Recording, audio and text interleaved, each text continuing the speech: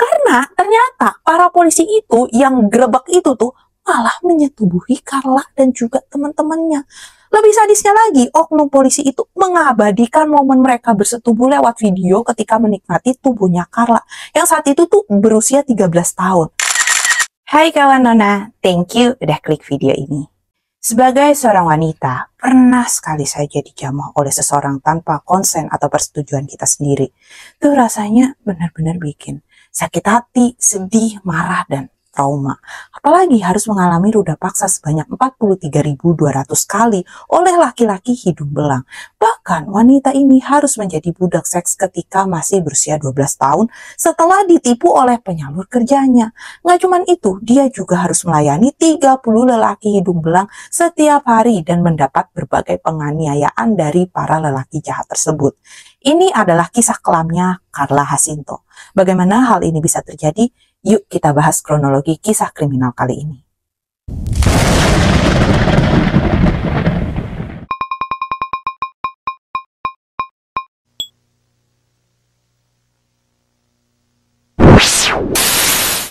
Carla Jacinto Romero lahir pada 7 Agustus 1992 di kota Tenancingo, Meksiko. Dan dia ini merupakan salah satu dari banyak perempuan yang menjadi korban perdagangan manusia hingga dijadikan budak seks. Bahkan, Carla yang masih berusia 12 tahun pada tahun 2004 itu telah mengalami pil pahit dengan diperkosa oleh ribuan lelaki hidung belang usai ditipu penyalur kerja di kota kelahirannya tersebut. Carla memang dia ini berasal dari keluarga yang kurang harmonis. Bahkan walaupun si Carla ini tinggal dengan ibunya, dikatakan dia itu sangat membenci ibunya. Carla ini pernah dihukum ibunya dengan dikurung seharian di dalam kamar. Akibat dari kelakuannya Carla yang telat pulang ke rumah dari dia main gitu ya. Nah kejadian ini tuh membuat Carla makin membenci ibunya. Dan dia tuh merasa nggak nyaman untuk tinggal bersama keluarganya. Selain itu, kehidupan ekonomi yang miskin merupakan salah satu alasan lainnya yang menyebabkan si Carla ini sebagai anak kecil tuh gampang banget rasut dengan iming-iming dari seseorang yang dianggap lebih superior darinya. Ditambah si Carla juga kan tadi sangat membenci ibunya karena kelakuan ibunya juga tuh sering kasar gitu sama si Carla ini. Karena nggak suka berada di rumah, si Carla jadi lebih sering menghabiskan waktu bersama teman-temannya di luar rumah. Inilah penyebab si Carla ini terjerembab di kasus perdagangan manusia atau human trafficking di Meksiko. Oh iya, Dir, mohon maaf ya kalau Nona ada salah sebut nama tempat atau nama tokoh di sini. Karena kan mereka ini ada di Meksiko. Nona juga nggak tahu ya caranya baca bahasa Meksiko itu tuh gimana. Oke, dan sorry banget kalau misalnya nanti mungkin kamu dengar ada suara kayak orang tukang las, karena emang di depan tuh lagi ada pengerjaan pintu gitu ya. Nah oke, ketika Carla ini berusia 12 tahun, dia itu bertemu dengan seorang lelaki yang berusia 22 tahun, alias 10 tahun lebih tua dari umurnya si Carla. Nah kelihatannya si laki-laki ini tuh baik banget ya, dan dia ini mengiming-imingi Carla dengan memberi pekerjaan yang layak dan bakal memiliki uang yang banyak setelah bekerja sama dia, serta nanti bisa mendapatkan kendaraan pribadi jika mau menerima tawaran pekerjaan dari lelaki yang ternyata nantinya kita akan tahu kalau dia mucikari. Pokoknya mulut lelaki ini tuh manis banget ya. Lelaki yang gak diketahui identitasnya tersebut kemudian berhasil ngebujuk si Carla ya dengan iming-iming mendapatkan pekerjaan dan menjanjikan kehidupan yang lebih layak. Nah, Carla pun terhasut nih dengan bujuk rayu si mucikari tersebut. Apalagi lelaki ini tuh disebut akan memberikan mobil ya ke Carla jika mau bekerja di tempat yang dijanjikan seperti yang tadi Nona bilang. Nggak aneh kalau si Carla yang saat itu tuh masih berusia 12 tahun dan masih polos banget terhasut dengan iming-iming dari mucikari tersebut. Hingga kemudian dia pun berangkat bersama lelaki yang baru dia kenal itu. Tadinya tuh dibilangnya mau liburan ke sebuah kota bernama Puebla di Meksiko. Tapi ternyata kehidupan kelamnya si Carla ini sudah dialami oleh Carla Jacinto sejak berumur 5 tahun. Karena seorang kerabatnya dari keluarganya ini pernah melakukan pelecehan seksual kepada si Carla. Ketika dia tuh masih kecil banget, baru berusia 5 tahun, seorang kerabat laki-lakinya ini kerap melakukan pelecehan seksual pada si Carla tanpa diketahui orang tuanya Carla. Jadi hidupnya Carla yang emang kelihatan kacau dari dia kecil dan dia juga nggak dapat kasih sayang dari orang tuanya, membuat dia ini terjerembab di perdagangan manusia atau prostitusi. Nah, balik lagi nih ya, setelah terhasut dengan bujuk rayunya si laki-laki yang baru dikenalnya tersebut, Carla tuh mengaku pertamanya nggak curiga dengan perlakuan lelaki itu. Apalagi dia ini mengaku diperlakukan layaknya ratu gitu ya oleh si lelaki itu, karena diberi tempat tinggal yang nyaman, pakaian, sepatu, coklat, hingga makanan bergizi lainnya. Bahkan dia ini tinggal bersama dengan pria mucikari itu tuh selama 3 bulan. Jadi kan Carla selama ini nggak pernah dapet itu dari keluarganya ya. Nggak ada kecurigaan sedikit pun bahwa dirinya ini akan dijadikan sebagai budak seks oleh lelaki hidung belang itu. Nggak hanya itu, selama 3 bulan itu nih, si Carla juga tinggal di tempat yang layak dan menganggap dirinya tuh melakukan keputusan yang tepat dengan meninggalkan ibunya, karena dia merasa telah menemukan seseorang pria sebagai sandaran hidupnya, yang kini tentunya telah dia anggap sebagai kekasihnya. Tetapi ada hal yang sebenarnya menurut dia tuh janggal ya, karena sepupunya si cowoknya itu sering banget datang ke apartemen yang ditinggali Carla sama si cowoknya. Nah, si sepupunya ini tuh datang dengan perempuan yang selalu gonta-ganti, sampai suatu hari pria itu tuh, si cowoknya si Carla ini, jujur gitu ya ketika ditanya sama Carla, "Dia tuh siapa sih? Sepupu kamu kok gonta-ganti cewek terus kerjanya apa? Kalian tuh apa?" Dan dia jujur kalau dia tuh sebagai mucikari. Di sini nih kehidupannya Carla mulai berubah, karena setelah 3 bulan hidup dengan layak, Carla kan mulai mengalami kenyataan pahit ya, dengan mengetahui kalau lelaki yang dicintainya itu ternyata enggak lebih hanya seorang mucikari yang selama ini tuh udah dianggap sebagai pahlawan yang menyelamatkan dirinya dari ya buruknya sikap keluarganya si Carla itu. Si pria ini tuh cuma mau ngambil Carla untuk keuntungannya sendiri. Bahkan dia membuatkan kartu identitas palsu dan menyebutkan kalau Carla ini sudah berumur 18 tahun. Padahal kan dia masih 12 tahun. Carla juga di training nih untuk melayani laki-laki hidung belang, seperti bagaimana caranya menyapa para tamu, berapa jam harus melayani mereka. Bahkan seluruh pelajaran mengenai seksualitas tuh diajarkan kepada Carla muda. Saat itu tuh Carla bener-bener nggak tahu dan juga nggak ngerti harus ngapain gitu. Carla ya hanya bisa menuruti perintah lelaki yang ya dia anggap selama ini tuh baik dan selama ini tuh udah jadi kekasihnya.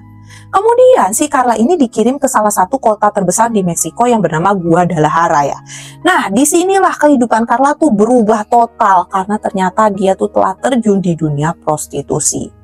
Di kota terbesar kedua di Meksiko tersebut, Carla bekerja sebagai pekerja seks komersial cilik.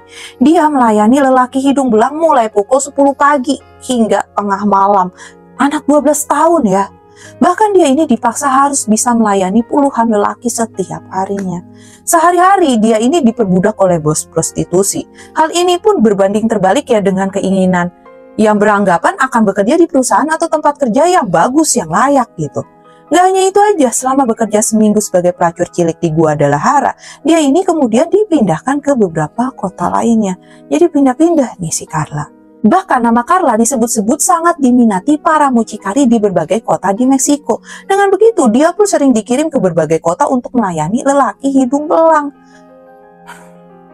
Carla sebenarnya sangat ketakutan setiap kali berhadapan dengan laki-laki hidung belang.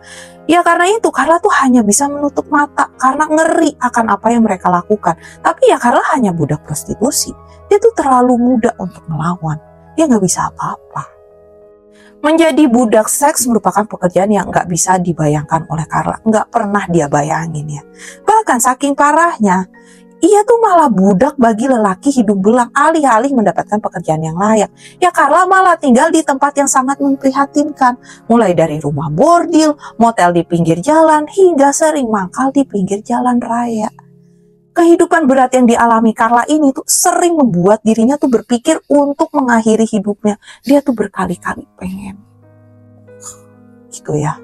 Nah, harus bisa melayani 30 lelaki hidung belang dalam 7 hari tanpa diberi libur kerja.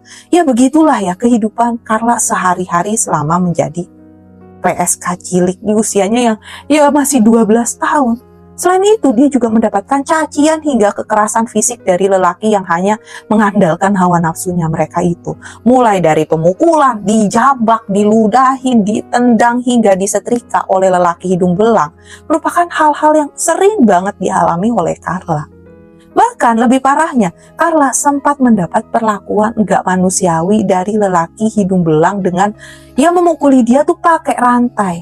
pasrah ya merupakan hal yang Carla bisa gitu ya, karena dia nggak bisa berbuat apa-apa ketika badannya dipakai oleh para lelaki yang hanya menginginkan tubuhnya. Selain itu, Carla juga menerima berbagai macam ancaman. Salah satunya apabila Carla ini nggak mau bekerja, apalagi sampai kabur, keluarganya, terutama si ibunya itu akan dibunuh. Walaupun Carla nggak deket sama ibunya, tetap itu ibunya dan Carla nggak tega ya. Dan mucikari ini juga nggak segan-segan untuk menodongkan pistol ke kepalanya Carla apabila si Carla ini nggak mau nurutin perintahnya mereka. Dan ada nih cerita, di suatu hari sekelompok polisi ini menggerebek hotel yang merupakan tempat si Carla ini melayani lelaki hidung belang. Saat itu Carla tuh sempat bernafas lega gitu ya, karena menganggap dirinya ini akan lepas dari dunia prostitusi. Apalagi dia dan teman-temannya ini berhasil diselamatkan petugas polisi itu ya dari penggerebekan yang saat itu terjadi. Tetapi semua ini tuh ternyata hanya harapannya Carla. Sumpah Nona kesel banget dengerin ceritanya di sini. Karena ternyata para polisi itu yang gerebek itu tuh malah menyetubuhi Carla dan juga teman-temannya. Lebih sadisnya lagi, oknum polisi itu mengabadikan momen mereka bersetubuh lewat video ketika menikmati tubuhnya Carla yang saat itu tuh berusia 13 tahun. Ya, meski sempat berontak dan melakukan perlawanan, tapi ya Carla ini gak bisa berkutik karena diancam oleh para polisi tersebut. Kan banyak juga polisinya, sedangkan Carla ya cuman anak-anak. Bahkan setelah diperlakukan kayak gitu, kan Carla dilepasin. Tapi bukan dilepasin bener-bener, tapi dia tuh malah dibalikin ke mucikarinya. Nah, ternyata cerita sedih Carla ini masih terus berlanjut. Tapi sebelum itu, jangan lupa untuk like, subscribe, dan share cerita ini ya ke teman-teman kamu. Biar Nona tuh makin semangat berbagi kisahnya, oke? Saat itu tuh Carla berusia 15 tahun. Dengan masih menggeluti profesi sebagai pelacur cilik dan setiap hari harus melayani lelaki hidung belang tanpa dikasih libur, Carla pun hamil. Dan akhirnya dia tuh melahirkan seorang bayi perempuan tanpa tahu siapa ayahnya. Tapi meski telah memiliki anak, para mucikari tersebut tetap nggak memperdulikan dan malah memanfaatkan bayinya tersebut sebagai ancaman untuk Carla. Di saat usianya yang masih 15 tahun membuat si Carla ini ya terpaksa tetap menjalankan profesinya sebagai pelacur cilik demi anaknya yang kerap diancam akan dibunuh oleh mucikari jika dia tuh nggak mau kerja. Lebih pahitnya lagi, Carla nggak bisa nemuin bayinya selama 1 tahun karena bayinya itu ditahan oleh para mucikari. Kehadiran si bayi itu ternyata nggak membuat dirinya dikasihanin gitu ya oleh para mucikari. Dia malah mendapatkan ancaman pembunuhan untuk sang bayi jika dia nggak mau bekerja sebagai pelacur cilik lagi. Nggak hanya itu, anak Carla juga sering diancam akan dibunuh jika mencoba kabur atau melapor ke pihak berwajib. Jadi ya Carla tuh takut banget ya. Ya nggak aneh, tetap menjadi pelacur merupakan cara satu-satunya si Carla ini bisa mencari nafkah serta menyelamatkan bayi yang masih berusia 1 tahun tersebut. Di sini pahitnya kehidupan Carla membuat dia tuh harus menerima keadaan sebagai budak seks di usianya yang masih remaja. Ya seperti yang Nona ceritakan tadi ya, dari setiap hal yang dia lakukan dengan lelaki hidung belang itu, Carla ini sering banget menutup matanya saat tubuhnya dinikmati. Cucuran air mata di pipinya tuh seolah-olah menunjukkan dirinya tuh yang merasa sedih banget gitu ya ketika harus ditiduri oleh para lelaki itu. Bahkan kekerasan hingga penganiayaan seolah menjadi makanan sehari-hari buat Carla. Yang memejamkan mata merupakan hal yang selalu dia lakukan ketika diruda paksa karena gak mau nih dia ngelihat wajah lelaki hidung belang itu. Bahkan Carla tuh sering banget mendengar tawa dari lelaki hidung belang yang menikmati sekujur tubuhnya saat dirinya udah enggak berdaya karena mendapatkan berbagai macam penganiayaan. Sadis banget sumpah orang-orang ini ya. Carla selama jadi PSK tuh dipekerjakan kayak di perusahaan. Kenapa? Karena para mucikarinya ini selalu memaksa Carla memenuhi target lelaki yang dia layani. Ada targetnya, dia udah kayak sales. Nah, dalam targetnya itu, Carla tuh mengaku biasa melayani sebanyak 30 lelaki sehari agar dia tuh nggak mendapatkan kekerasan. Di samping itu, para mucikari tersebut juga mengancam akan menghabisi nyawa bayinya itu. Anjir, sehari aja 24 jam. Ini 30 orang, gimana coba ya? Bener-bener short time, very short time, gila banget. Artinya juga dalam 7 hari atau seminggu, Carla ini bisa melayani 210 lelaki hidung belang tanpa dikasih libur. Gak ngerti lagi sih ya, kalau jadi Carla tuh gimana? Mungkin banyak memang ya orang yang menganggap angka tersebut gak masuk akal. Tapi angka 210 tuh sungguh masuk akal buat Carla. Pasalnya, dia ini benar-benar diperbudak oleh para mucikari yang awalnya mengiming-imingi dia dengan pekerjaan dan hidup yang layak. Tapi malah kayak gini. Carla Jacinto pun menghabiskan masa remajanya sebagai budak seks saat berusia 12 hingga 16 tahun atau kurang lebih selama 4 tahun ya, dari tahun 2002 sampai 2006. Dari masa kelamnya itu, Carla mendapatkan berbagai macam kekerasan hingga dirinya tuh sampai hamil dan melahirkan seorang bayi dari profesinya sebagai budak seks tersebut. Walaupun kayak gitu, Carla tuh mengaku tetap menyayangi anaknya meski anak tersebut merupakan hasil dari prostitusi yang terpaksa ia jalani. Gila, salut ya. Tumbuh di lingkungan yang nggak mendukung, keluar dari rumah di usia belia, jadi budak prostitusi, hamil yang nggak tahu bapaknya dari bayi ini siapa, tapi dia tuh masih bisa menyayangi dan memperjuangkan anaknya itu. Kegetiran hidup yang harus dialami Carla usai terhasut dengan janjian manis lelaki berusia 22 tahun menyebabkan dari usia 12 hingga 16 tahun tubuhnya dinikmati oleh lelaki hidung belang mulai dari berbagai kalangan, yaitu mulai dari polisi, hakim hingga pemuka agama di berbagai kota di Meksiko.